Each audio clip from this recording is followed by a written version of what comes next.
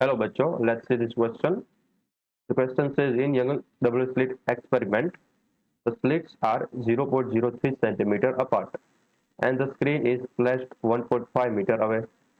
The distance between the central bright fringe and the fourth bright fringe is 1 centimeter. Calculate the wavelength of light used. तो young double slit के experiment में हमें bright fringe से fourth bright fringe के बीच का distance given है 1 centimetre and जो slits की डिस्टेंस है वो है 0.03 सेंटीमीटर। तो यहाँ पर लिख देता हूँ गिवन स्लिट्स के बीच का जो डिस्टेंस है वो हमें गिवन है 0.03 सेंटीमीटर, ठीक है। And screen is placed at 1.5 metre away, यानी कि कैपिटल डी की वैल्यू गिवन है 1.5 मीटर।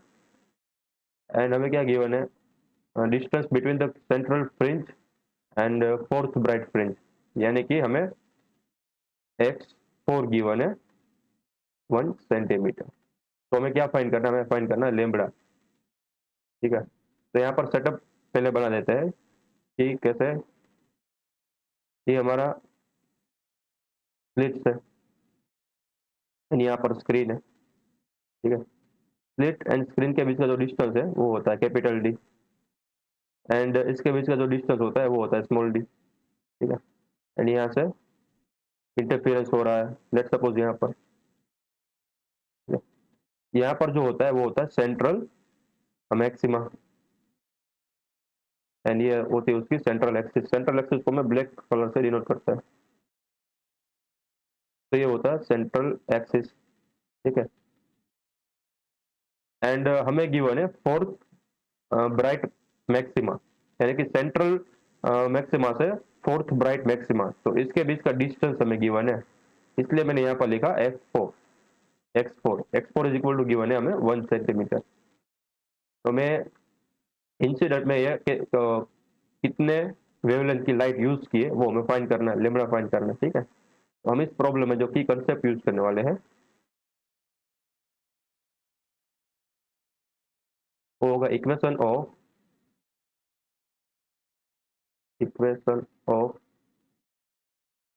लोकेशन या फिर डिस्टेंस, ठीक है, तो भी कह लो equation of location of bright maxima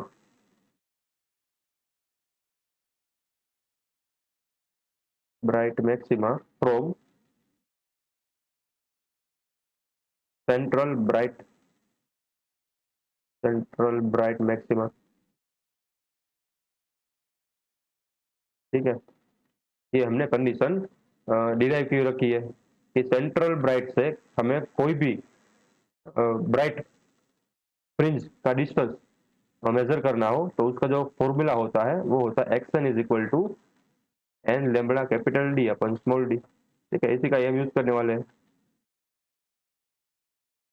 तो हमारे पास सारी की सारी वैल्यू गिवन है, एन बराबर 4 है, ठीक है, ये भी लिख देता हूँ यहाँ पर। क्या है हमारे पास, एन इज इक्वल टू 4, क्योंकि फोर्थ में गिवन है ना, फोर्थ ब्राइट फ्रिंज में गिवन है, ठीक है।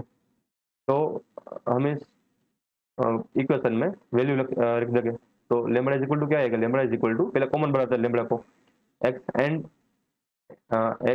N times d upon n capital d, सारी वैल्यू पुट कर दो यहाँ पर। तो lambda is equal to n की वैल्यू है यहाँ पर है x4, तो यहाँ पर आएगा x4, ठीक है। और एक स्टेप लिख देता हूँ, एन की वैल्यू यहाँ पर 4।